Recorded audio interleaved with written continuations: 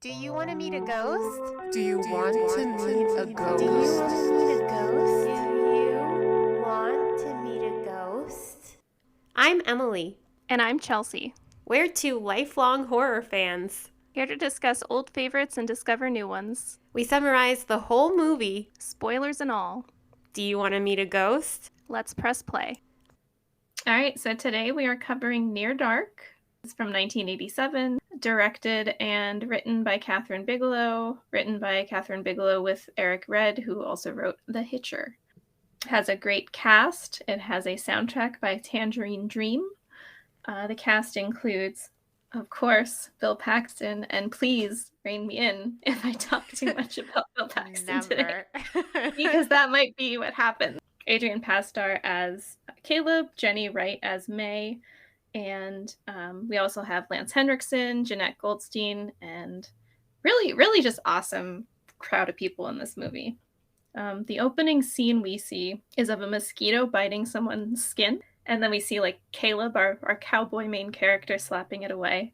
And one of the things that I had listened to the video commentary where Kathryn Bigelow was talking about stuff, and she basically said that like they basically grew the mosquito through like a 6-month process because they wanted to make sure it was like quarantined from disease, so nobody was gonna get any weird diseases from being bit by the special mosquito. So that was a very strange fact. Yeah, but I read about that and I was like, is that a real thing that they did?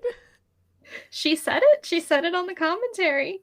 Maybe sense. it's lore. I don't know. But I could see it happening because, like, you know, you don't want to risk getting sued for something. You know what I mean? So yeah, absolutely. I don't know. I could see it being true. Ew. So like, imagine reading the script and being like, do I have to get, like, whose hand is getting stung by a mosquito? yeah, I don't know. I don't know if it's actually his arm because it's a close-up, but somebody did. Oh. This movie was shot in the winter near Phoenix, Arizona, but it was supposed to be set in the summer, which is kind of funny because you see people wearing sort of summery clothes, but in some scenes you can still see their breath coming out. Uh-huh. I don't know why it had to take place in the summer. It could have been take place in the winter. We see like these shots in the beginning of the countryside, and they're really beautiful. We get a feel for like the place Caleb lives. He drives into town, and it's dark. And when he's hanging out there, he sees this blonde girl walking and eating ice cream. So he starts trying to talk to her, and he puts on his cute little cowboy act trying to impress her. He asks where she's from. She says she's visiting there with friends. Kind of not quite standoffish, but kind of just blunt with him. They end up hanging out. He takes her for a ride. Caleb this whole time is trying to just impress her. He's trying to court her in some way. And one of my favorite scenes early in the movie is when they stop, and then May gets out of the car and starts looking at the stars. And Caleb says, "Oh, I've never met any girls like you." And she says, "No, you've never met any girls like me." Duh, because she's a vampire. But then when she delivers that line where she says she's still going to be here when that light from that star gets down to Earth in a billion years, like she says that with such emotion. And I think that's just that's one of my favorite moments for her in the movie. Yeah. And one of the things I found out is that scene was actually shot on a soundstage. So it looks beautiful. The headlights like light them up perfectly. Mm-hmm. And I would have never known that it was shot on a soundstage. I think it looks great. Wow. Do you have any thoughts or anything about this beginning part of the movie? So Caleb and his friends in the very beginning, hanging outside the store, kind of reminds me of those people that hang out at the gas station on Friday nights, like in their trucks. Yes. I feel like they were giving that energy. Mandatory in a small town. Yeah. So I thought that was very accurate because what are you going to do in a small town? You're going to hang out of the 24/7 convenience store in the parking lot. They do a great job of like establishing that Caleb's just this farm boy in an extremely small town where his nightlife is just driving into town and seeing what's going on. Like, yeah.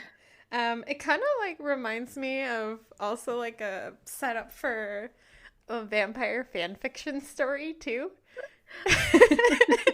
I'm glad you said that because honestly, I love this movie and I love so much about it. And certain scenes, like the one scene in this movie that we'll get to, is like one of my top 5 favorite movie scenes in the world.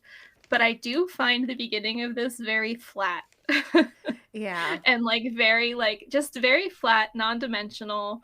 And the thing is like it was kind of marketed as a romance movie.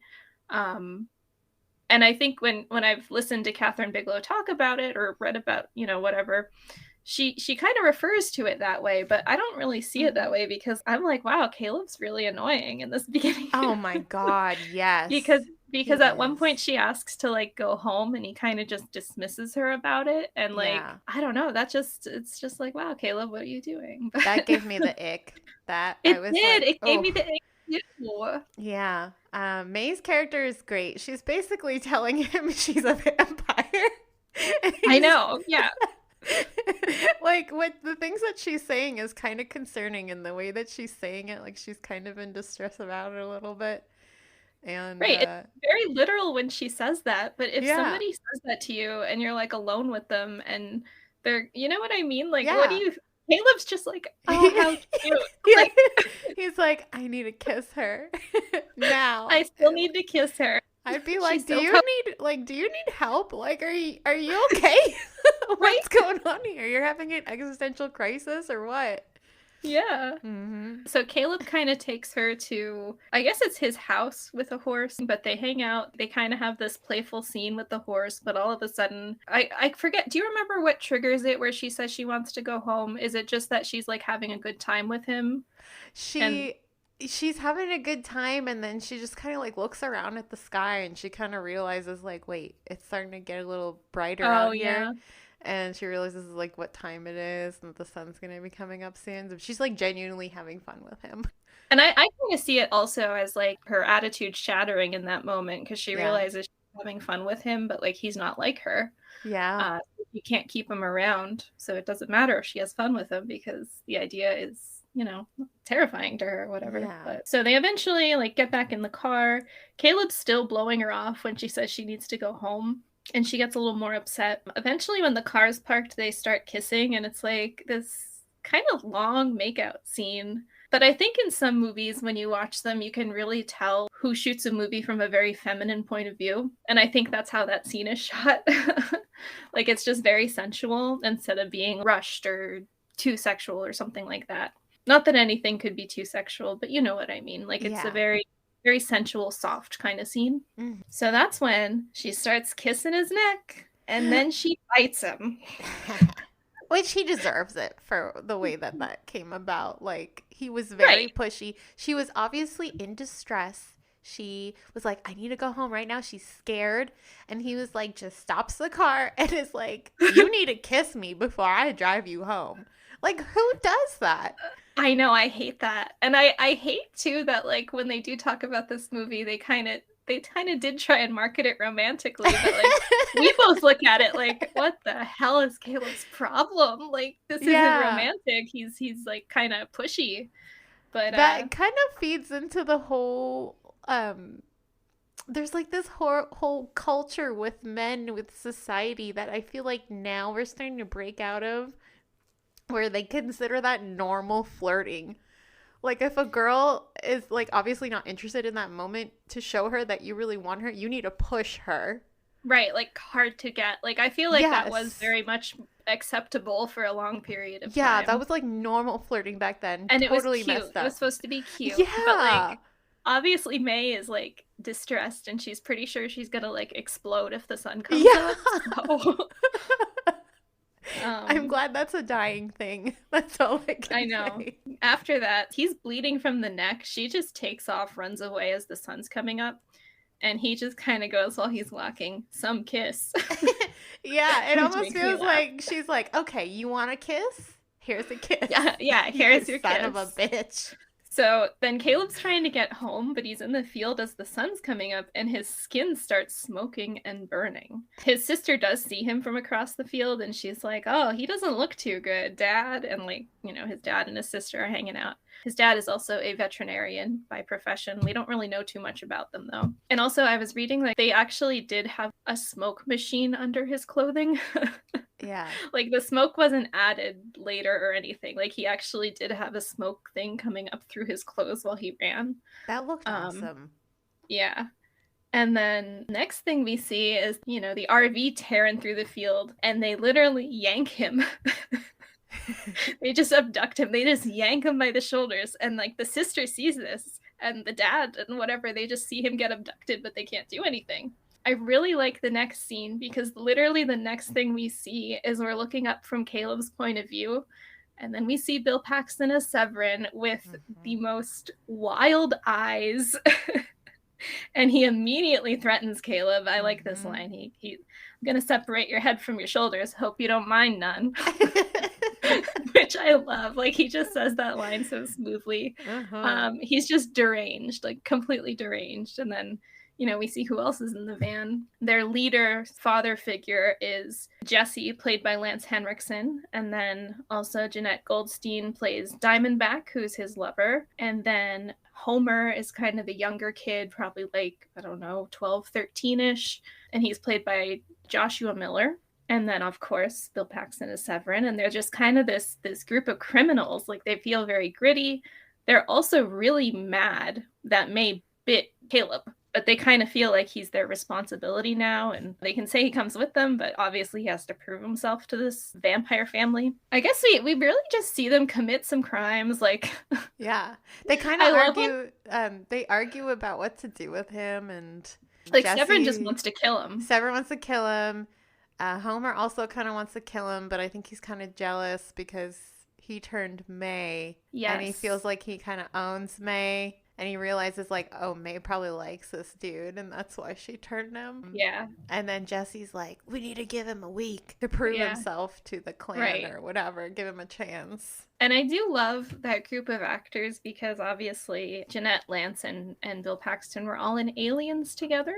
And I don't remember where I read this, so it could be wrong. I don't know. But supposedly, like, Bill was the last one to sign on for it. Like, the other two had signed on for it, and they kind of, not quite talked him into it, but, like, kind of talked him into doing it. But I can't imagine this movie without him. Like, he makes this movie. Yeah.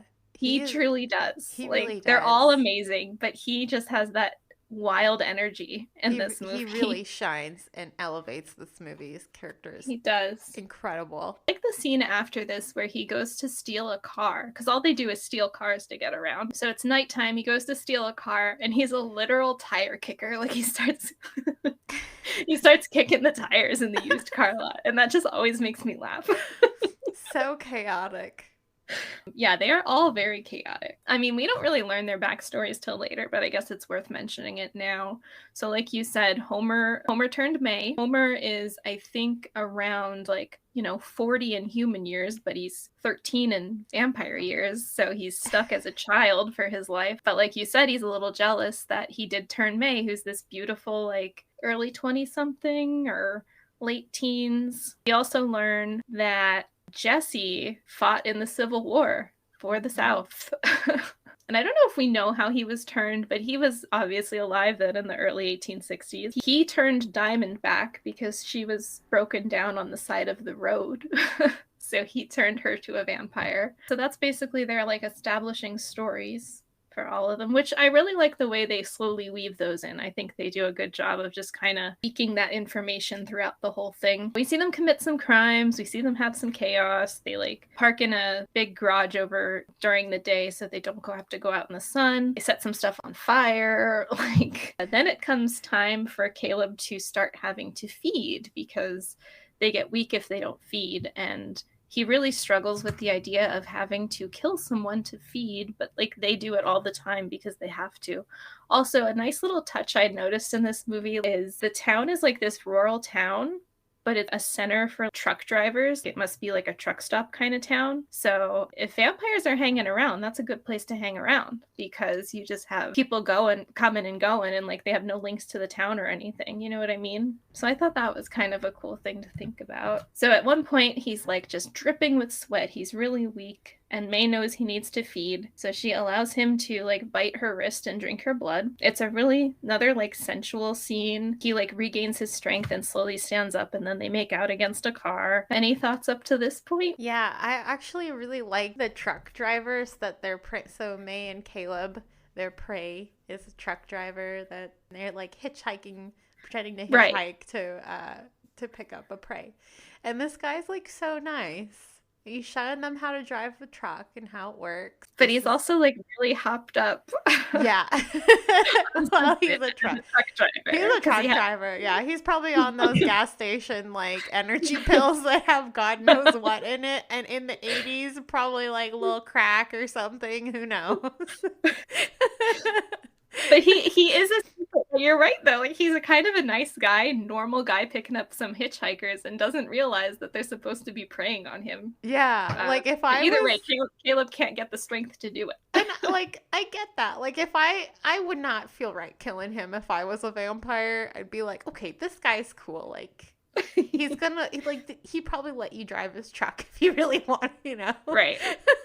And I also thought like the way that he was going in depth about the truck mechanics. You're like, oh, that's gonna come up later. Made me think like, okay, this truck's gonna be important somehow. Not surprising that I think Caleb they do a good job of making him look kind of gross. Like he's just so sweaty. Just bags under his eyes, sweaty, burned skin, like probably misting him with a spray bottle in that cold winter air. Yeah, he looks cold and he looks sweaty in like a cold sweat kind of way. I don't know how they pulled that off, but they did it really well. You can tell he's struggling, starving. He's not having a good time. Then eventually, like that car pulls over and Caleb can't go through with killing him, so then May lets him feed from her again. And she's upset at that point. She's very upset because she says to him, like, you can't do that all the time. You're going to kill me. But Caleb, that motherfucker, is like laying on the ground and he just like smiles and sits up. Like he doesn't take anything she says seriously. No. He's just like, oh, this is such a fun game. I'm a vampire. Yeah. Like, come on, man.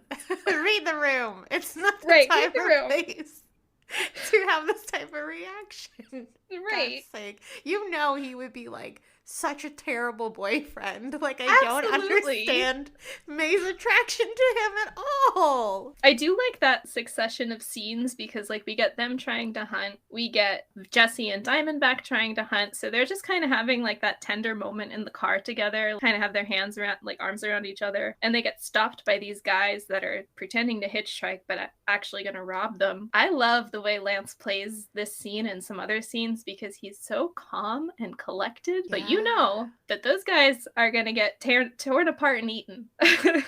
Doesn't matter that they're trying to harass these people. They were acting real gross too, like kind of like he like sticks his gun down Diamondback's shirt and like starts hitting on her. But we don't see them get attacked, but you know they're thinking that whole time that they're going to attack them. So, but of course, as we talked earlier, also Severin trying to hunt, he takes off his like leather jacket and weird outfit and puts on that crisp white shirt with a bolo tie and like slicks back his fucking hair. I'm into this look. I like this one. I like both of them, but yeah, he's just giving serial killer vibes here because he's just like too kind. Like is that? Yeah, like he's too polished, too kind. Like just putting on an act. Like he's like this refined cowboy gentleman kind of person or whatever. I know. And you could tell, but he's still being really shady where you're like, oh, this guy's going to try to murder them. And like, that's my type. Unfortunately, the guys that give serial killer vibes, that's my type. I mean, that's Severin the whole time, but I get it that he has the hidden serial killer vibes here. Yeah. But like, and like when that opens and he's just doing his little gun tricks, like it's funny, but it's like, you know, it's also like, wow, you already know this guy's like a villain. Yeah. And then how the girls are just like, sure, come on in. Like, what are you doing? Okay, come on. That would be us. You're right. You would not have left him on the side of the road. I think we would have fully known that he was dangerous and still been like, okay. See, sometimes I watch movies and it's like, you know, do these people actually have self-preservation? But I have to ask myself if I have self-preservation. Usually I do, most of the time. Yeah. But, you know, sometimes you have to make... I would let him in the car, but, like, I would have my mace or my knife in my hand, like, ready to go. I guess it wouldn't matter for a vampire, though. I do like those scenes, though, because, like, we know the truck driver got away. Yeah. We know those guys trying to rob them probably didn't get away. The girls probably didn't get away. But then, you know, you ask the question, could they have gotten away? Those But- guys deserve it. Oh, Two yeah. guys with Jesse and Diamondback. For them, too. And only those two so far. I'm just like, they deserve to be drained and die. I think, like, an interesting thing about, like, any, like, vampire movie is, like, some vampire movies are vampires or whatever trying to either find a way to not kill someone to drink blood. So, like, I think Yeah. that's how, like, Only Lovers Left Alive is. Like, they try to not have to kill people. Or in this, they have no morals or anything. Like, they'll kill anybody. But, like, other movies, people just trying to kill bad people. Or even some movies, like, kind of, like, especially, like, the romantic ones, kind of idolize this virginal, pure kind of character that they want to feed on because they want to turn. But I like that this movie, like, there's no rules. Like, they'll just kill anybody. Like, Oh, yeah. it doesn't matter to them. Nor moral compass, but I feel like when it's someone trying to mess with them, some of the characters might enjoy that more. Like, Right. Severin's just one that he just enjoys wild killing. Yeah, he just enjoys killing anyone. Kind of reminds me of the Anne Rice stuff. That one vampire who, like, feels bad at one point about feeding and wants to change. And then the other one's just completely unhinged. Right, exactly. After those hunting scenes is, I don't know about you, but this is my favorite scene in the whole movie. This bar scene, this Oh, roadhouse scene. It's beginning to end. The way this is shot and like the way that it all happens is so perfect. And I don't know if anybody listening disagrees with me, but if they do, they're wrong. Yes. Because this is an excellent scene. And I haven't watched a ton of Kathryn Bigelow movies. Like, I've seen Point Break, and we were talking about that one earlier that you've seen that you recommended. And I think she Strange choreographs and kind of directs action scenes really well. Like, she's so talented at directing kind of like a sensual scene, but also an action scene. Like, just the way this unfolds is amazing. Like, Oh, yeah. so basically they go in the bar and they all know Caleb hasn't fed. So they're all trying to get Caleb to feed. So Severin sits down with him and starts antagonizing this guy at the bar. And the bartender. He starts antagonizing the bartender too. And he's just doing whatever he can, like, you know, ordering shots and then saying the other guy, hey, you have to pay for these, and just picking at him to try and get him riled up. And then eventually he holds Caleb in front of him and he's like, go ahead, take a swing. So he punches Caleb. But then when Caleb punches him back, he flies across the room and like lands on the pool table, which we don't get a ton of that in here, but it is implied that they have like extra strength. We see it later near the end of the movie, but that's just a really subtle thing, like a subtle vampire thing that they have. So he just lands on the pool table, like flat on his back. At this point, it's just the fight, but then Jesse and Diamondback and Homer are sitting at one of the booths, and Jesse orders some drinks, and when the waitress comes, he starts getting real creepy with her. Like, he starts touching her and holding her. She brings like a beer and some glasses, and he's like, no glass. Why doesn't he want a glass? Because he slits her fucking throat and drinks her blood. Well, actually, I'm sorry. Diamondback slits. I like Jesse's presence in these scenes. Like, that one line he says where like the bartender's like, what do you want? Which is such an understatement when you've just seen your waitress be killed and devoured. And the bartender's like, what do you want? But Jesse's line is like, just a couple more minutes of your time, about the same duration of the rest of your life. And I think that's such a good line. Like, oh, yes. And then Severin goes after another guy. So this guy, and we also get a feeling that this bar it's already like a rough and tumble biker type bar. They're the most dangerous people that could ever walk in there. So like Severin starts antagonizing another guy who's like a biker, you know, insulting his mom and doing all these things and kind of pretending to choke him, and then kind of just cat and mousing this whole time, like putting on this parade. So then he eventually breaks his neck with his bare hands and then drinks his blood. And then I really like the use of the Cramp song in this scene. They play the Fever by the Cramps. I think that just is such a cool, slow song to have in this scene. Yeah. Then he jumps up on the bar, starts smashing glasses, and he kills the bartender by like kicking him with his spurs. Oh, that was so cool. That was one of my favorite deaths in the bar. And my other favorite thing about that is like you finally get a better look at his costume. So on his jacket, he has a bunch of pins and stuff. He wears like a leather jacket with pins all over it. But when you look close at those pins, they're just trophies from people he's killed. And down the side of his pants are a bunch of like cop patches, like embroidered police patches, implying that Severin is a gigantic cop killer, which I find very interesting. But he also, I guess, kills paramedics too, because there's like some ambulance pins on his chest. But I just think that is such a fun, cool detail. I do have the name of like the costumer written down, and he hasn't done a whole ton of stuff. I think he did costuming in Masters of the Universe and like a couple other things, but I don't know if that was his call or someone else's call, but it's brilliant. Severin's trophies are so fucking cool.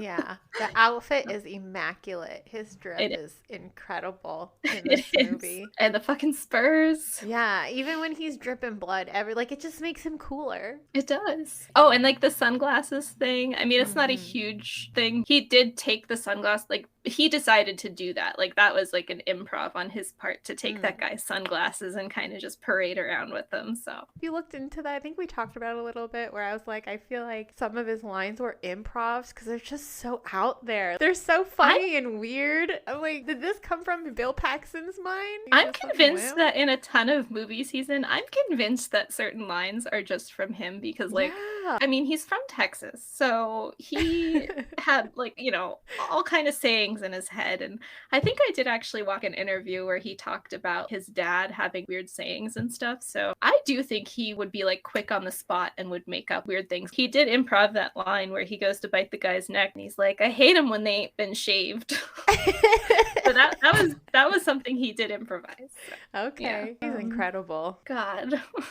Love him. So Severin goes wild in here. And then May, realizing like this is Caleb's last chance, they're probably going to eat him if he doesn't eat somebody. She starts dancing with this kid that's playing pool, kind of just to like trap him for Caleb to attack. That actor also did end up playing in Point Break. And also the guy that Severin and Caleb are like antagonizing that they kick on the pool table, he was in one of the Terminator movies too. So weird crossover there. She tries to get Caleb to kill this guy, but the kid gets away. He like jumps through a window and runs away. And Caleb tries to go after him, and he does get him. But he looks at the kid and the kid begs for his life and Caleb fucking lets him go. Yep. And then obviously they still know he hasn't hunted. And then they end up burning this whole bar down and they look like they're having the best time.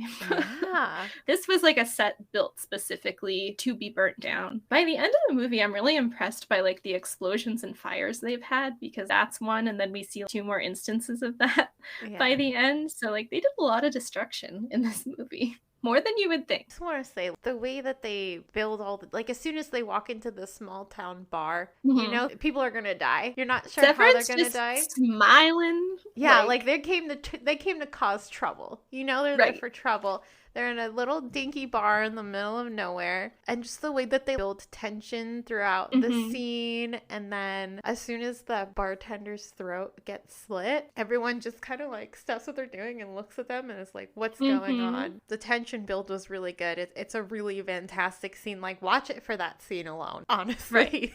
Right. It's so good. Yeah, it stands up. And even the shot of Lance Henriksen watching the room, but the ceiling fan keeps cutting the light across his face. Yeah. And I don't know, maybe it's because I like Twin Peaks, but I do like a use of a ceiling fan in a movie because for whatever reason.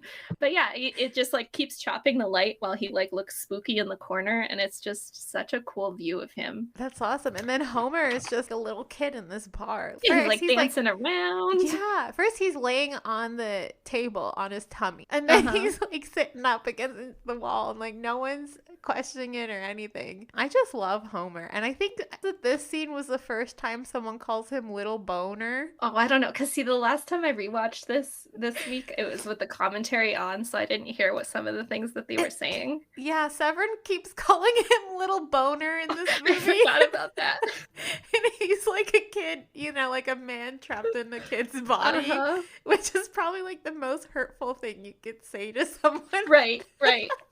But it just gets me every time. I'm like, did he just call him Little Boner? That's messed up and fun. I did read that Joshua Miller was kind of like Kathryn Bigelow had seen him in River's Edge, which is that it has Crispin Glover, Keanu Reeves, blah, blah, blah. It's like this weird, it's very dark, but it's very good. But he's in that movie. And I guess she had seen him in that movie and thought that he would be good for Homer because she felt like he kind of embodied, not that he's an old soul, but something to that effect where he felt like he could, a man trapped in a child's body, I guess. And he does and also, so well. He does. And before I had seen River's Edge, which was semi-recently, and a couple other movies, during my whole childhood, I knew that actor as the brother in Teen Witch, which is a fucking excellent movie. I love Teen Witch. I'm a fanatic about that movie, but he plays the weird little brother in that movie. And I think that was like right before Near Dark. I feel like when my brother was little, he looked like Homer in this movie, like Joshua Miller. And my brother was such a little terror. Like, he used to cuss and, like, he was a bad kid. So he just reminds me of my brother. But this kid plays an adult so well. Like, the way he's smoking, even the way he's smoking a cigarette in the movie. I'm like, right? Has this kid actually smoked before? It is the 80s. You never know. So I forgot, his first role was in Halloween 3. Oh, wow. He plays the son of the Tom Atkins character. He's real young in it, though. So, like, he doesn't look like he looks really. So he's got some cool stuff on his resume, and I feel like he's one of those people that kind of embraces that they've been in a bunch of horror movies because absolutely he co-wrote that movie Final Girls. So yeah, I'm very happy for him in the way he kind of embraces these things. So they do find a hotel to get some sleep during the day, and they're all sleeping in there. And then there's a knock at the door, which wakes them up, and they realize that there's a bunch of cops outside, guns like aimed at the motel room. And in the back of the cop car is that kid that Caleb let go. So he helped lead them to them. So they start shooting. The vampires start shooting. The vampires aren't hurt by the bullets, because the one thing I forgot to mention is Caleb gets shot in the bar scene right through the stomach, and everybody's just kind of laughing, even though he's freaking out. But like, these vampires, they don't have any mortality. Their wounds heal. So it doesn't matter that he got shot. He's just going to heal.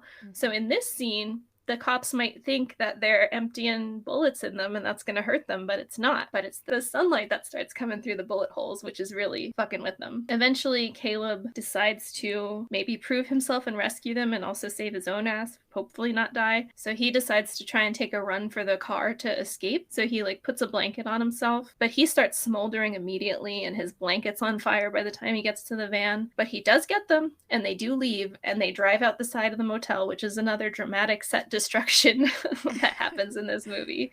Just drive right through a wall. So when they leave, they start blacking out the windows on the van. Like, they start taping up like foil or maybe garbage bags or like black spray paint so they can still drive but not have the sun on them. And in the commentary, she said that some of the exercises they would do together was like, she would give them all the supplies and then just challenge them to black out whatever room they were in. Oh, wow. And I guess like at first it was a little long and they didn't do it great, but as time went on, they got it down to like a 2-minute process and to black out wherever they were.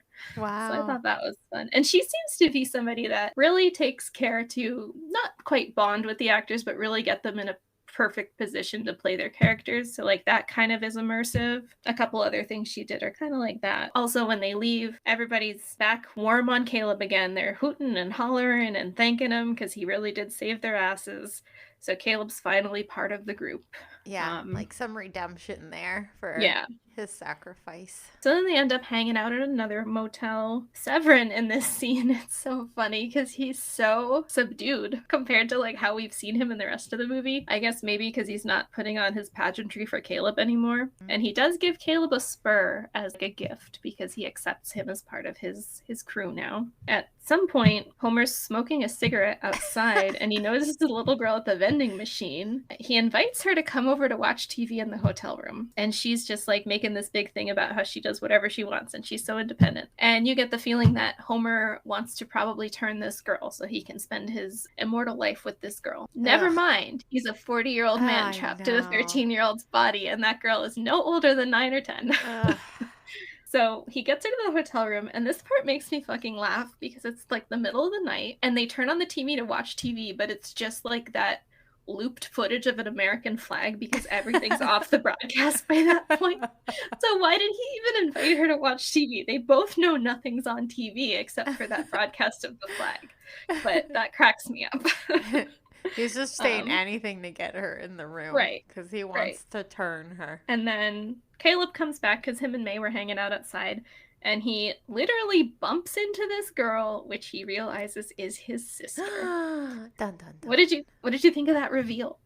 Well, not a reveal. You probably recognized her at the vending machine. But what do you think of that? I actually didn't realize that was the sister because there's not that many scenes with her. I was like, holy crap, that's a good one. Yeah, I don't think I recognized her either immediately, but they do a big effort of not showing you her face except close to the end of that scene. Caleb just went through this whole bonding experience with all the other vampires, and you finally feel like maybe he's like part of the family. They have this special bond forming. Things are going well for him in this group for the first time, and then when he bumps into his sister, you're like, oh, this is gonna be a problem. Right, because he's accepted by his new family, but what about his old family? And I think it kind of snaps him back and reminds him like, oh, I have an actual family that's looking for me. And back to the part earlier, I don't think I mentioned this, but he does try to call home at one point because he tries to run away from the family, but he's like extremely weak. He has no money. He can't buy a bus ticket, but he calls home and he doesn't know his father and sister are out looking for him and asking people if they've seen him. Nobody answers the phone, and he is heartbroken. Like, he's heartbroken because he feels like his family forgot about him. Another thing that Kathryn Bigelow mentions Greek mythology a lot, and like son killing the father kind of thing that sort of happens by the end of the movie. Just the dichotomy, and Jesse being the father of the dark, and Caleb's father being the father of the light. Like, that's what she refers to them as. But then the fathers meet in that hotel room. You're right. There is this like play on light versus dark and like morality and stuff like that. And like what's more innocent than his little sister? Like and there's also a thing of like he's kind of wrapped up in this romance, like this whirlwind romance with May. And I feel like he kind of forgets about his family too. Right, yeah, he gets a little swept up. Yeah, and I feel like that's really relatable. Like, who hasn't been in a relationship and just totally... you just lose track of everything. Yeah, you lose track of everything, and then all of a sudden you're like, oh, I haven't seen my family in a while. So it's also like, he's kind of having to choose, I think, between he has to make that choice. That's cool, seeing it all play out. Like, what are you gonna do, Caleb? I like this motel scene a lot because... the father, I love when he brings out his gun because he brings it out like it's like the problem solver in that situation. And they just kind of laugh because it doesn't matter if they get shot. And he does shoot Jesse in the chest and he just spits up the bullet and puts it in his pocket, which I love. It's just so funny.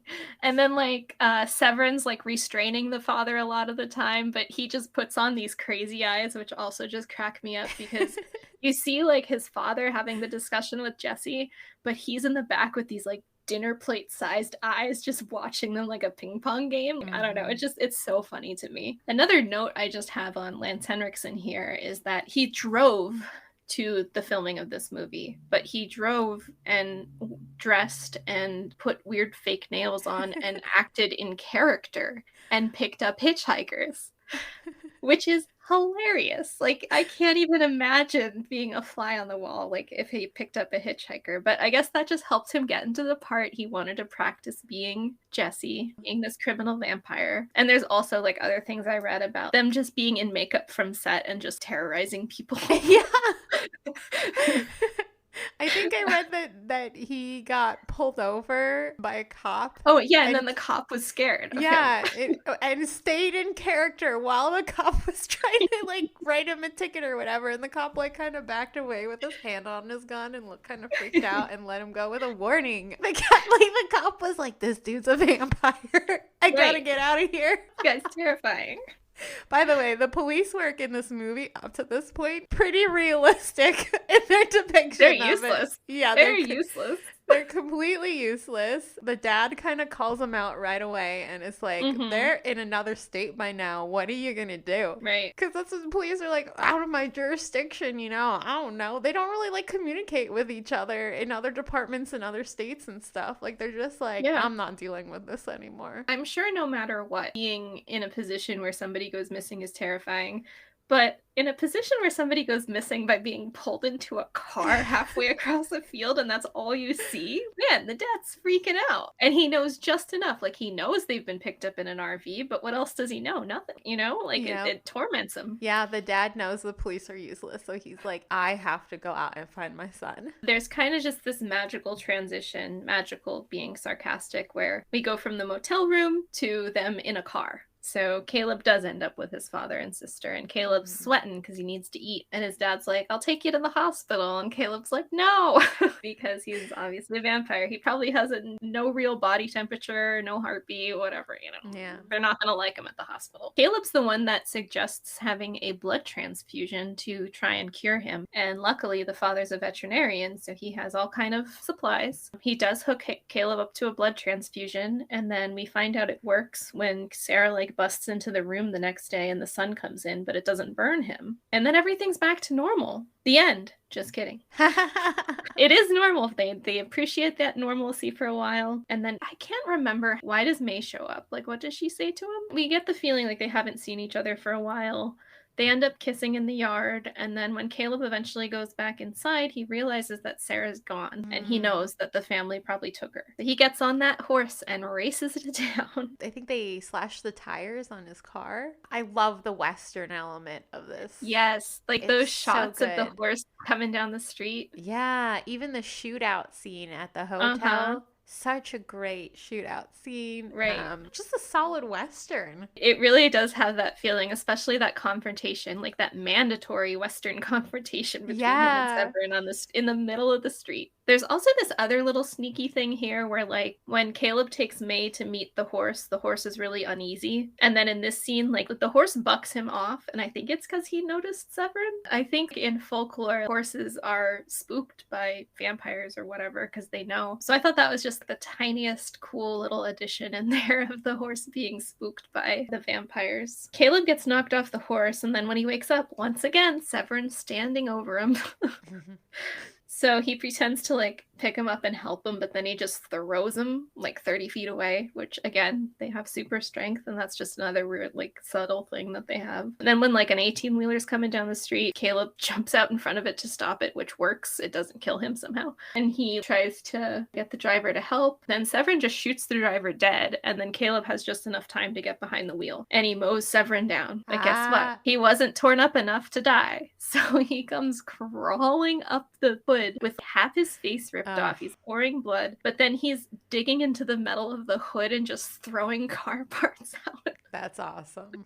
I love just that. throwing the car parts out. That's kind of where we get that truck driver's help, that would-be truck driver's help, because he figures out how to, like, he figures out how to, like, jackknife the tractor trailer and get away before it explodes and kills Severin. So, you know, he can't reconstitute in any way because he's been blown to pieces.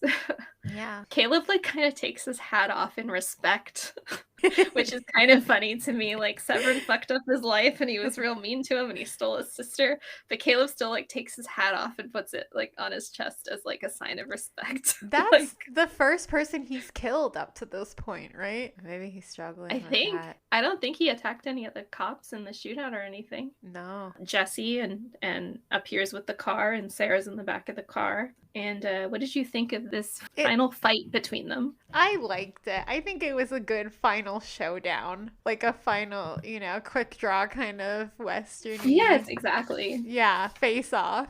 It needed this, definitely, for full resolution. That kind of ends with Jesse and Diamondback get away, but Caleb does get his sister. And I think, does May go with them at that point? I think Homer's also still alive, but he's in the car with them. But I think May follows Caleb and Sarah, and Caleb's trying to race his sister home because she's hurt. And eventually the sun starts slowly rising, and the vampires are kind of hooded in the car trying to escape the sun. And Homer, who wants Sarah to be his prey so bad, they're on the one country road when they're heading home. Homer like jumps out of the car and goes running after them. Yeah. But the sun's bright enough to set him on fire. So he just starts burning, but he keeps trying to run to get Sarah. Eventually he just explodes. Like he just combusts. I was wondering too, like how they die with too much exposure to the sun, because you see Caleb running through the sun a bunch and he just smokes and gets real burned. It's a very violent explosion. I know. It's a good one. So what happens is May jumps out of the car with Sarah and like runs towards Caleb and completely switches sides. He tries to save her. So May's also burning. She's able to make it to Caleb without burning up completely. Homer jumps out and follows them and doesn't make it. I also like the tiny little touch of like Diamondback and Jesse realizing that this is it, they're gonna die, so they hold hands. And then the car explodes. You know, but I kind of like. I like their love story. Yeah, they've got a cute love story. I'm not mad at them. They're just doing what they had to do. Yeah, they had a good run. I get that. I like their whole thing, their romance and everything. It's cute, you know. It is cute. Yeah. They're very sweet to each other. Yeah, they are. Not everyone else, but to each other. Yeah, if like I was a vampire and I had a companion, I would want it to be like a Diamondback Jesse situation. I mean, they do a good job of having them just be this, like, you can tell they're so in love with each other, and then like so that Jesse just like worships her. Yeah. Which is so nice. Yeah. And I think probably some of their chemistry probably comes from like being in Aliens together and stuff like that. Also, a funny part I learned about this was like, this was shot in a pretty small town. And so the people that lived in town would like, for this scene, they like camped out all day with their lunches and stuff to just watch the fire and explosions. Oh my God. And they were all really flattered by that. That's awesome. I would totally do the same thing. I know. But I'm so nosy. So this was shot in the winter, so they camped in the winter time to see this. Well, then again, it was winter in the South, but I'm sure if you're used to 100-degree heat, 50 degrees feels like it's freezing. But yeah. Then the movie ends with May getting the same kind of blood transfusion that Caleb got. And then when he busts into the barn, the sun shines on her and she doesn't burn either. So then we learn that it works.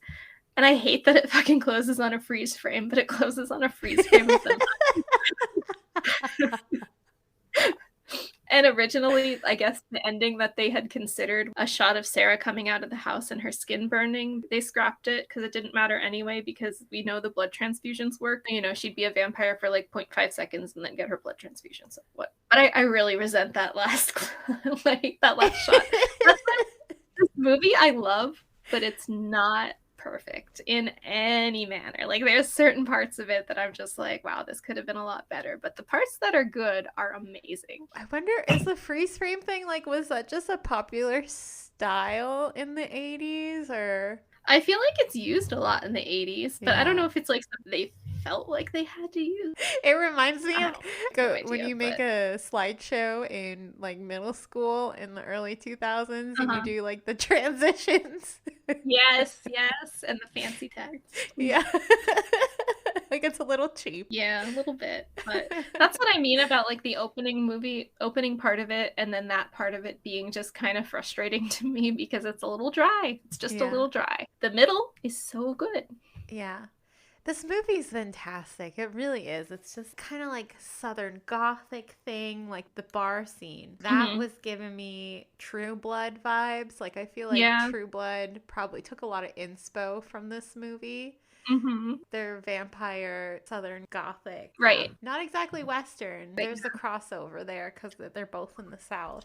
And you said that Bill Paxton said something about, commented on True Blood. Oh yeah, I read like an interview from like probably like 15 years ago. I don't know. They said something about True Blood, and he was just like, "Fuck that. We did that, 15 years ago or whatever." Like, but it's funny because they're nothing alike. Like, no, I can see some inspiration, but they're a lot different. The one part about this that I find kind of funny is they issued the DVD in the early 2000s, probably around the time Twilight came out. The cover is hilarious because it's just like Caleb and May with their skin washed out super pale like vampires looking wistfully on like some background image, and it looks like it's like a Twilight sequel, and it's just like I don't know what kind of this movie was marketed improperly every time it was ever marketed for any reason. Like, amazing how much it misses. You know, you go to the Walmart and you pick out a DVD and you see, or you know, FYE, because we still had FYEs back then, but Yeah. you see this movie and you're like, oh wow, a vampire romance, and then it's just kind of this deranged story about vampire criminals. This movie is a lot of things. I mean, it is definitely a touch of vampire romance, but not in the way you're probably hoping it is. Right. And like I said, I don't even care for the romance because I found Caleb very off-putting. So there was some good chemistry between Caleb and May, but like I don't get why. You know? Right. I guess we also just see him kind of grow up real quick in a way. Like reality sinks in that he's a vampire and he has to like make a lot of changes to his life and make choices in a really quick period of time. So he kind of just changes pretty rapidly because of that. So yeah. And and he sees some shit. So absolutely, there's some growth there from his experiences, which is nice. Hopefully he's not there pressuring women to kiss them, almost like imprisoning them. Caleb. I'm pretty sure that would catch you like an imprisonment charge, right, or something like that. Kidnapping, even kidnapping, yeah. Also imprisonment. I like how vampires are like kind of understated too, where in other vampire movies, like there's always a scene where they explain like this is a vampire. This is never clearly there. Like it's more of a disease here, which I think is something relatively new for vampire stuff at the time. I'm not sure, but from what I can remember, I don't remember the take of like vampirism being something that can be cured. It is very interesting that they are cured. This is one of the few movies that are, you know, probably vampire movies that feature people being cured. So. Yeah, that was really cool. And then also you see that Caleb makes a choice to not kill people, and I feel like that affects May, and she kind of realizes like, oh, I don't have to be like this. Yeah, like why am I living this life? Like one of my searches on the internet to find Near Dark memorabilia. So one of the things I bought was an old press kit from the 80s. I think it came with a photo. So basically like a press kit in the 80s was full of actor bios, director bios, a summary, just kind of, you know, things sweet talking the movie, explaining it, basically giving people anything they needed to write an article to promote it. I'm going to read an excerpt from it. Okay. Let's hear it. I'm excited. Okay. Near Dark is an intense erotic thriller. I don't agree. I don't agree.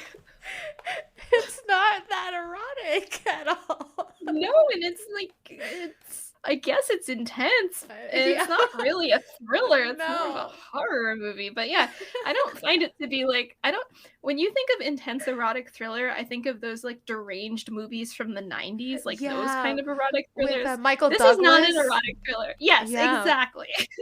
This is not an erotic thriller. No. In any way. So I found that really funny. That is. This movie came out right after The Lost Boys. Yes, right? The same year. And so I think it was kind of overshadowed by The Lost Boys initially. Yeah, and this movie wasn't very successful initially either. Maybe not marketed correctly. No, it was not marketed correctly. Also, good Lord, what a failure. Yeah. Also released, another vampire vagabond group of vampire movie release. And Lost Boys probably had some bigger names at the time too. Well, the Lost Boys had it was attached to a bigger company. Bigger production. And this I think was ultimately put out by the De Laurentiis Entertainment Group, but I think this was the last movie they put out. Oh, I'm really? pretty sure it was the last one they put out. So I don't think it was the nail in the coffin, but I'm pretty sure it didn't put anything out after this. And I want to compare them because they're both movies from the 80s about vampires, but they are different in a lot of ways, and they're both good for a lot of reasons. Absolutely. But also, another fun fact, Jason Patrick, who plays Michael in The Lost Boys, and Joshua Miller, that plays Homer, they have the same father. They're brothers. Wow. And the father is Jason Miller, who is Jason Miller as in the priest from The Exorcist. So I feel like the horror in this family kind of goes a little deep there. Yeah, they were destined You know, for these this. movies are like sitting on my shelf next to each other. You know what I mean? Like it's crazy. That's so cool. I love that. Like, yeah, and two people that are related that both were into vampire movies at the same time. But yeah, I feel like a lot of people know what The Lost Boys is, but maybe might not know what Near Dark is. And I do think The Lost Boys is more polished in a lot of ways. And there's so much to explore with The Lost Boys, like certain different reads. And I like Joel Schumacher's work a lot. I find it interesting, and the way he made The Lost Boys is just interesting. And yeah, I don't know. It sucks that it didn't get the recognition it should have at the time. But it did get like a cult following at some point. When do you think that happened? I'm not sure. I wonder if maybe it happened in like the early 2000s when it was like re-released. Oh, maybe. But I think the VHS is like an HBO VHS release. So I don't know if maybe like in the later 90s it kind of... Maybe when people realized that the cast was fascinating and amazing, maybe that helped. And also, I mean, it has like the James Cameron connections because like Kathryn Bigelow ended up marrying him. There's a lot of like crew and actors that share on this movie with his work. And obviously like James Cameron and Bill Paxton were very good friends, and they worked on a lot of stuff together. Bill Paxton was in a band called Martini Ranch. And it was like this 80s new wave, not new wave, but you know, just like a weird 80s sounding band. Oh my gosh. And their music video was I can't remember if it was fully directed by Kathryn Bigelow, but like Kathryn Bigelow and James Cameron worked on the music video with them, and it was like Cowboy Shootout in the Desert video, which I love when Bill Paxton is in a period drama or like in a Western or whatever. I just watched the Hatfields and McCoys with him from 2013. And I liked that a lot. So and like obviously he's in like Tombstone, he's in that movie Frank and Jesse. He did make his way into, you know, Westerns and stuff like that, which I think he really liked because I think he took pride in coming from Texas and stuff. So does he usually play big characters like Severin, eccentric or like... From what I've seen, which I still haven't seen every movie, but I will someday. But Severin is definitely one of the most animated. He's certainly not the only killer he's played. He's played plenty of killers. You know, have you seen Vertical Limit, which is like that movie with the mountain climbing that he's in? I think I have a while ago. It's stirring something in my brain. Sorry for the spoiler alert, but not really, because the movie's like 25 years old, even though I just watched it for the first time. That's not 25 years old, but he's a killer in that too. So so that one had like drama. A twist. In this drama about mountain climbing, he murders someone.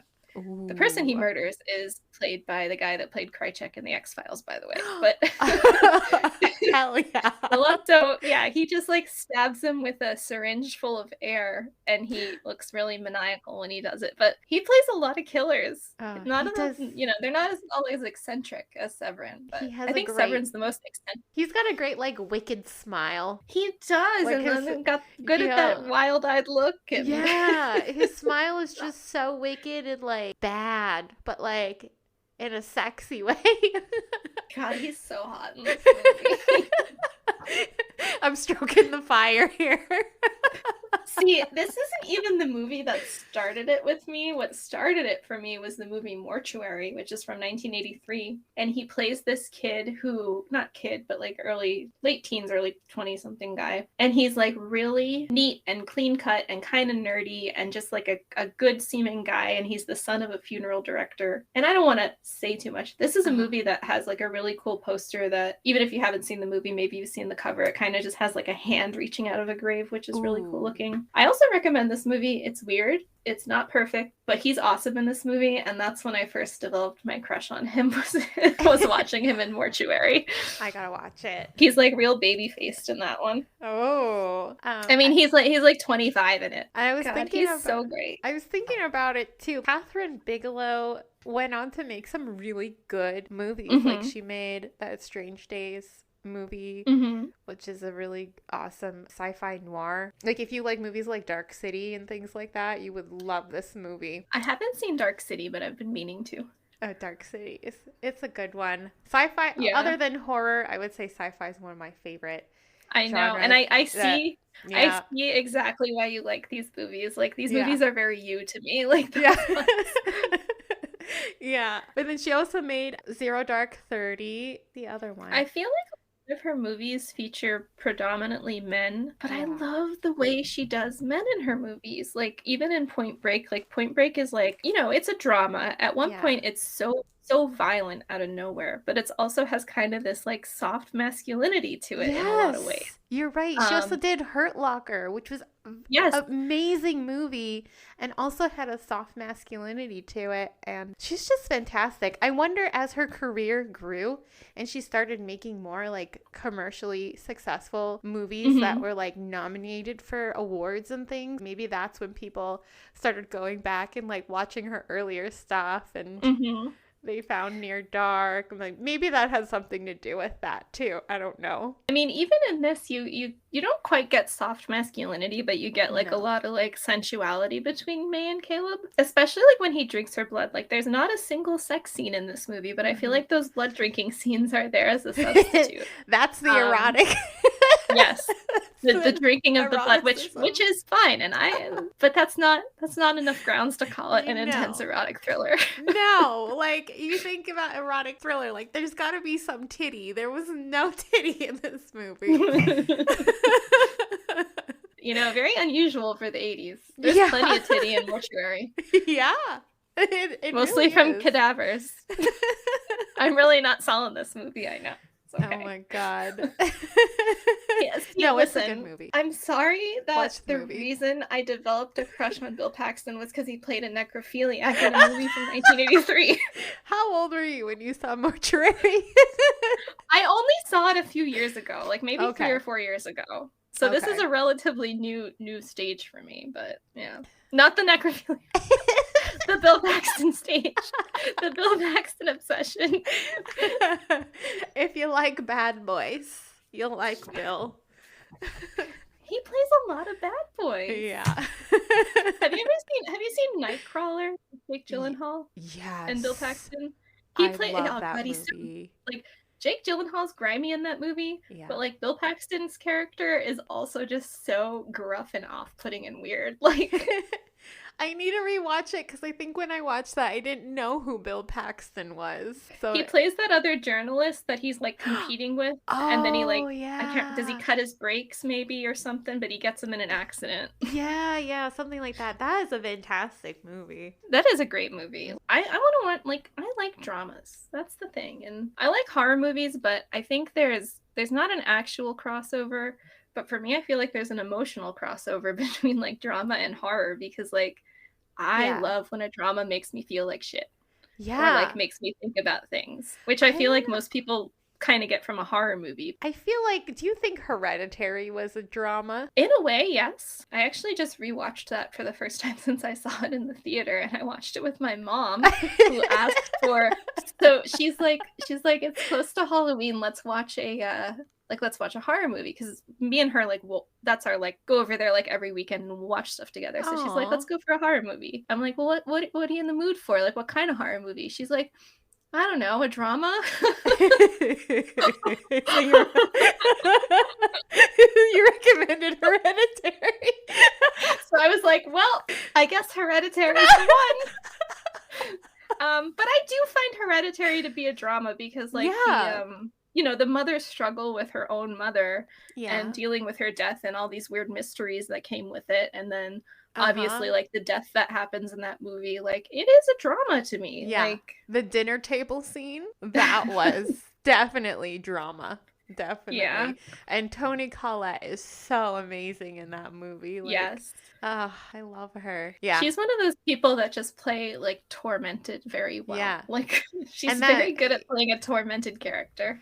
That movie is both horrifying and emotionally devastating in the same way It is. drama is. I feel like some newer horror movies now are like starting to dip their feet into more like drama type things. Like maybe even some Right. Jordan Peele stuff, I would say, is kind of a Mhm. drama. I love that. I do too. I don't know. Honestly, like drama next to horror is like one of my favorite genres, but there are movies that cross over, I feel, that are definitely still like very dramatic horror movies, or some dramas are so fucked up that they're basically a horror movie. So Manchester by the Sea. Ooh. Okay. I have not seen that. That's a drama that is also like just really sad and horrifying and like devastating, but not in a horror way, like in a drama way. I feel like it's our thing with Succession. Like Succession is so heartrendingly devastating by the end, and not devastating in the way where like, you know, you're devastated because like someone dies or whatever. It's just like you see these people trying to get over their cycle of abuse and they can't. By the end, they can't. They just repeat the cycle. And like that to me is devastating. And some of the scenes, especially in the finale, and I don't want to ruin it because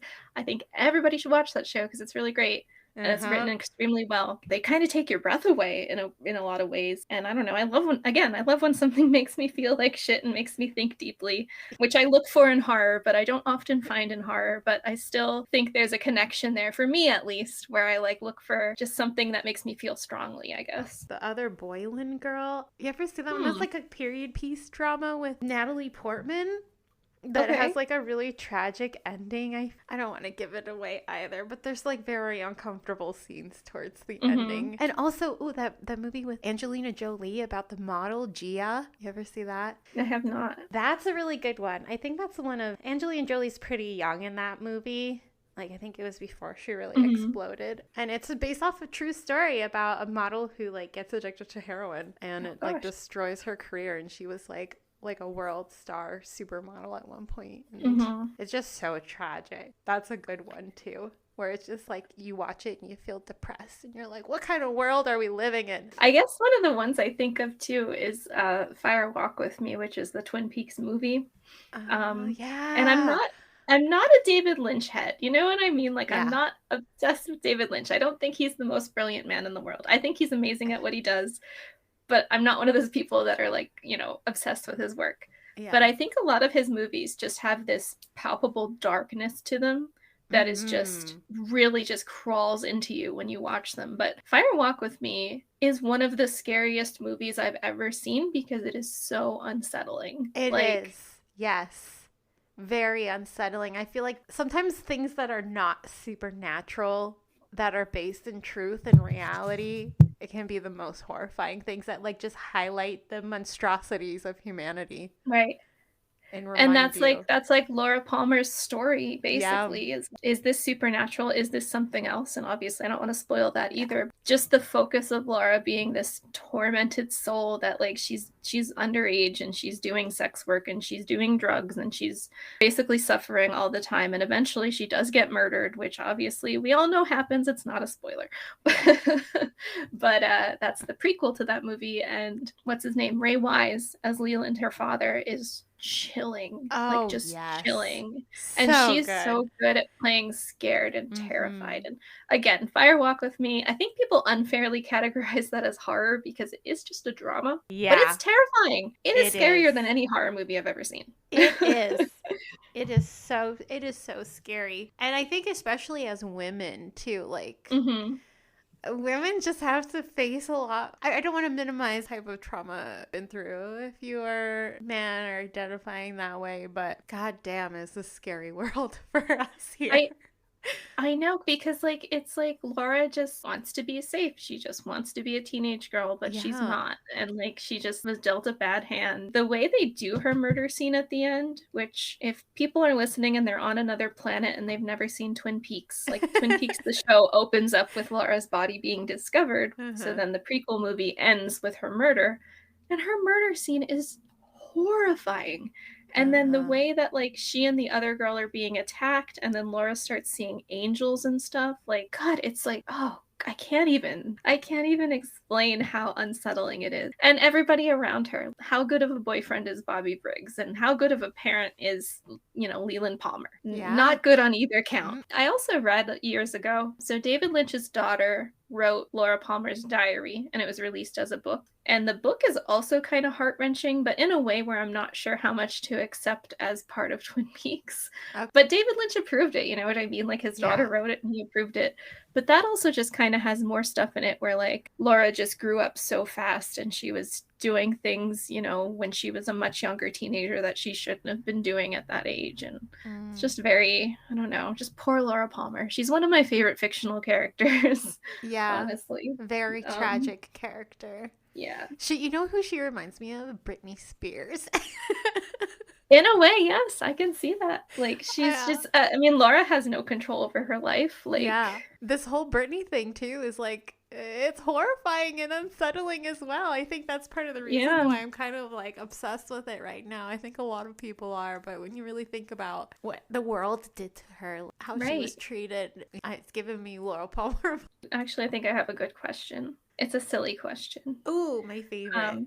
Well, I mean, it's not super silly. Don't get your hopes up. I'll make it silly. Don't worry.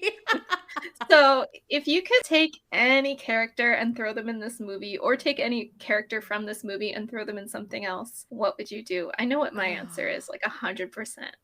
Oh, that's a good question. You go first. I'm thinking. Severin as part of the Texas Chainsaw like enterprise would be amazing. He could be a great brother of Leatherface. Like, could you imagine? He would be perfect. He would fit in perfectly with that group. You're so right. And I have a crush on all of them. All of who? Wait, Leather? All of the deranged brothers and relatives. Like, no, you don't. Matthew McConaughey in the Next Generation. The new generation, Next Generation. It's Matthew McConaughey, so. He is fucking hot in that movie. Yeah.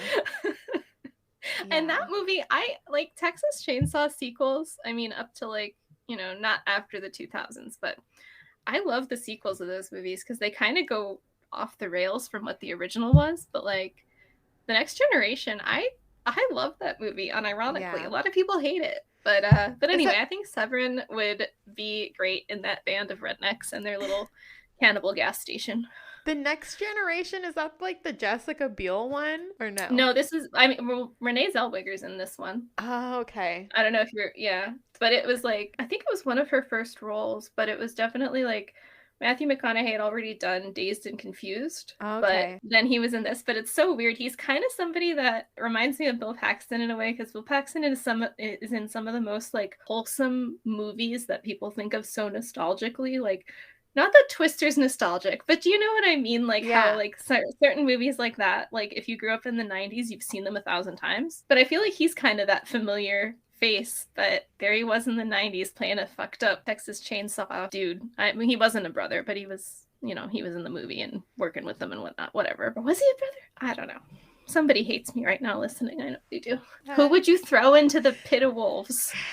Or vice versa. Was that a Stephen King like book movie, that Stand By Me with the kids?